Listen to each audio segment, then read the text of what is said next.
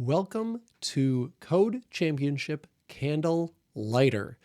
Like every Code Championship game, we are going to start by clicking this green flag up here, and we'll see what happens. 3, 2, 1. What will happen? Well, right now, these default bots are not very fantastic. We've got move left, move up, move left, move down if it's touching torch. So touching torch is important. So this is an offense-defense game. If you haven't played an offense-defense game, please do go back and watch the tutorial for Pirate Plunder. That's the first offense-defense game where you'll get a sense of what is going on here. So this is very similar to Pirate Plunder, except the layout is a little bit different. And there's one more mechanic that I think is pretty interesting, which is that if you score on one of these targets, it will disappear in the next round. So what does that mean? So let's go ahead and score on one of these targets. So we're going to target this one right here. And so to do that, we'll move down a couple of times, and then we'll move right. And we might have to do a couple of runs here to figure out exactly what the right number of these blocks are. And maybe you would improve the code to use a for loop or something like that. But let's go ahead and move down. We're going down too many times. And then, all right. We went down one too many times, and then we maybe went right a little bit too far. And then we have to light the candle. So let's go ahead and grab this light candle block and do that. Let's see what happens here.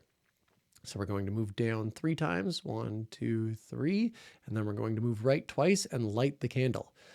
Now, player 2 gets their turn, so this will take 15 seconds here for them. It doesn't look like they're going to get anything here. And my character isn't doing anything. My blue character isn't doing anything because I don't have anything in the else. Because touching torch, this is my offensive code. And then here in the else, this would be my defensive code. I don't have any of that. So now I'm going to move down, move right. And there's no candle there to light. So that is how this challenge works. You need to not only find a target, but you need to find a different one the second time. And that can be a little bit tricky. There are a couple of keys to doing this, but one that I want to show you is a conditional here where it's if, our friendly if conditional, and then I'm going to say round is greater than 2. So there are 4 rounds. There's 1 where I'm on offense, 2 where my opponent is on offense, then 3 where I'm on offense again, and 4 where my opponent is on offense. But if I'm player 2, then I might be on offense in player 4. So, or during round 4. So what I'm going to say is if the round is greater than 2, if the round is greater than 2, and that means it's my second time playing because I'll go in the first and third round or the second and fourth round. So here I'm going for player 1. Otherwise, and maybe I'll put an else here. This will be an if else. So if else. So the first time I'm on offense, I want to do this.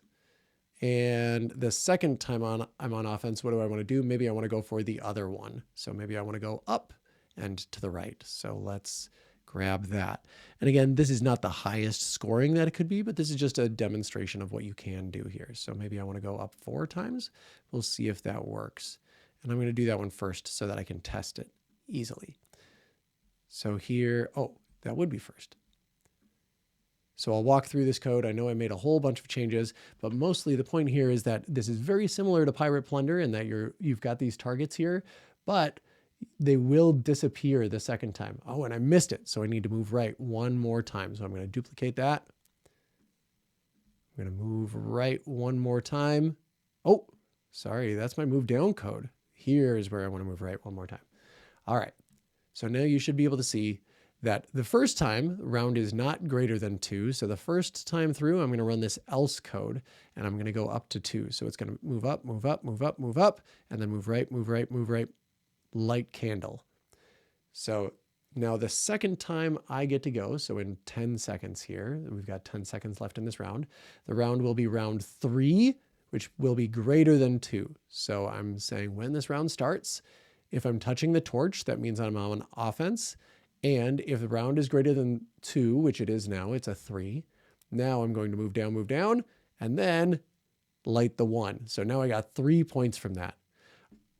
basically the smallest number of points I can get if I'm getting points every round. So do please go on to the 2, 3, 4, 5, 6, 7, 8, 9, and know that here, you don't just have to move up, down, left, right. You can pick a particular direction. So you can move at an angle of 60 degrees or 270 degrees or a very precise angle somewhere in between these 90-degree angles if you want to target a specific thing or juke in a specific direction. And you'll notice that some of these more advanced opponents do exactly that.